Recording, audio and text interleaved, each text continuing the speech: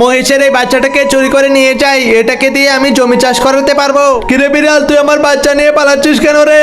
আমার ক্ষুধা লেগেছে, আমাকে কিছু খেতে দাও। দাঁড়া দাঁড়া, তোর জন্য আমি এই গরুটা থেকে দুধ চুরি করে নিয়ে যাচ্ছি। এই যে দেখ, তোর জন্য দুধ চুরি করে নিয়ে এসেছি, এবার পেট ভরে খেয়ে নে।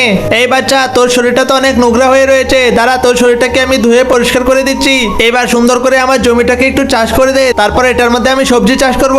বা আমার জমিতে তো ভালোই ফসল হয়েছে। নে মহিষ, এই কপি খেয়ে তুই পেট ভরে নে। চল এবার তোকে নিয়ে বাইরে থেকে একটু ঘুরে আসি।